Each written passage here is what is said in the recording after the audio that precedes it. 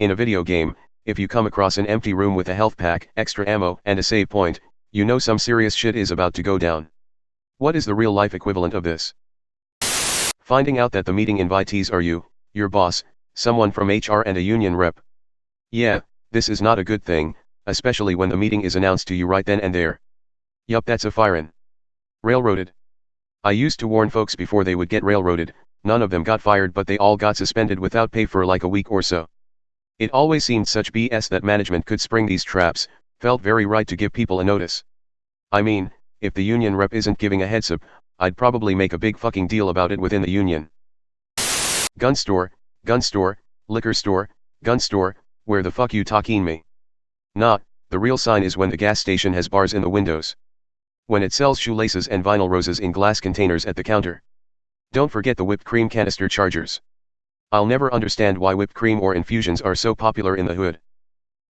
I had the front desk at my doctor's office say last week, "We have the results of your tests, but the doctor hasn't decided exactly what to say about it. Don't Google it, though." Okay. No, but really, don't Google it. Never Google test results because you will convince yourself that you're dying. LOL. They were looking for my IUD, which had been misplaced. They were worried I'd find out that it can work its way out of your reproductive organs. I thought it was silly that they expected me not to know the possible complications of the device to begin with. It was NBD, just a funny thing to lead with. I don't know, if I was a woman and the words IUD and misplaced came up in the same sentence, NBD would be far down on the list of possible reactions. When the person who does good work and has been at the job for several years decides to quit, along with several others like them. Yeah, this shit just happened at my job this year and left us without a direct supervisor for a month. Used to love my job, now I dread going into work. Get your resume ready. Always have your resume ready. Exactly this.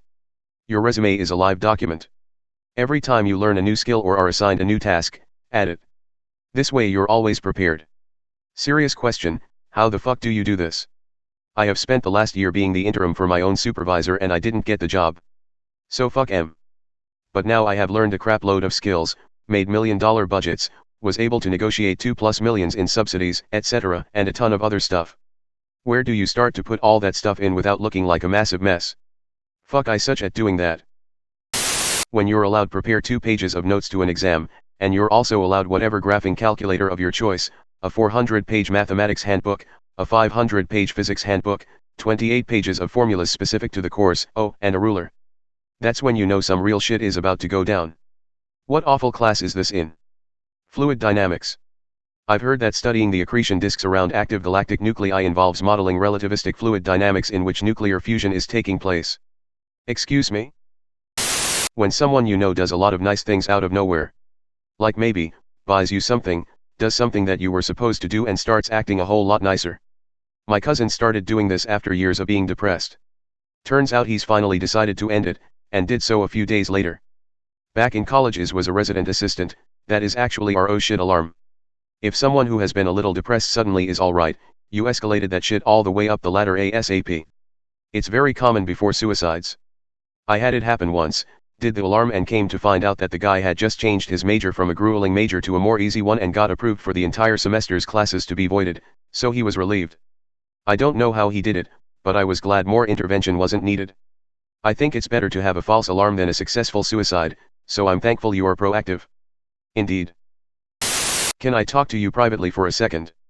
It's usually nothing, but I've had a few near heart attacks at work when my manager comes to me and says this. One of my friends and my dad will do this. Texts call me. Need to talk, and so I call expecting they mad or I'm in trouble kinda thing, and they're like, alright, so I was thinking of coming to visit ya next month, when ya free? Come on now, that conversation doesn't require a phone call. And if it does, text me saying, hey, I'm gonna go out there next month, call me and we'll figure out a good time. In our family the rule is that if you're calling out of the blue, you lead with, okay, no one died. Wife's grandma does this all the time, she'll text call me as soon as you can and it's just something unimportant. It's not like we're neglecting her either, they talk regularly. Oh, my grandparents were the worst for this. One time I got home to 2 missed calls from my nana, a missed call from my grandfather and a missed call from my sister, who had received a message from my grandfather telling her to call him, and a message saying to call my grandfather right away. I thought he was dying, but it turned out he urgently wanted to know if we wanted him to buy milk or orange juice for our breakfast together the following week. When your parent is very old, and you get a phone call from their significant other, at an odd time, especially when they never call you directly. My dad is in his late 80s and my mom regularly butt dials me at like 11 p.m. It's prematurely aging me, I swear. Man, that's one blessed thing about smartphones, the amount of butt dials I get dropped to zero. Yeah, I'm wondering how that even works anymore, if it does. Odd times, or if they keep trying to phone you immediately after you miss the first call. Phoning once? Normal. Twice? Maybe it's slightly important, or they just wanted to make sure you had time to answer the phone. Thrice? Someone is dead. This one is for my Navy and Coast Guard guys.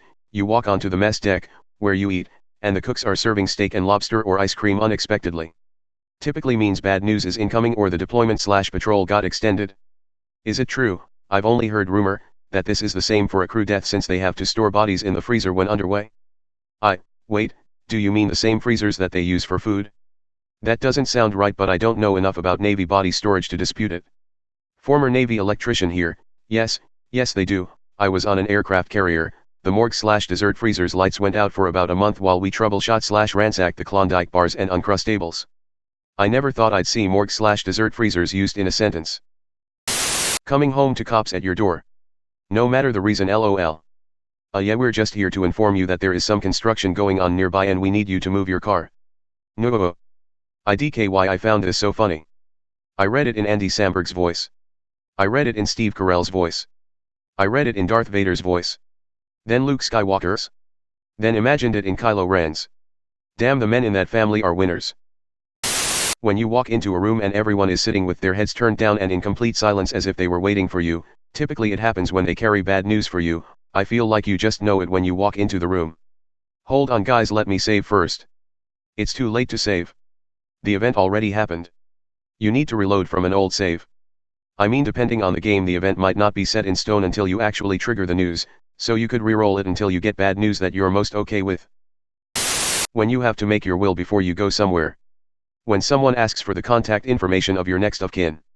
This happened to me once at an eye doctor's appointment right after I complained I was having a migraine, and the doctor had gotten real quiet for a few moments while looking into my eyeballs with the big machine.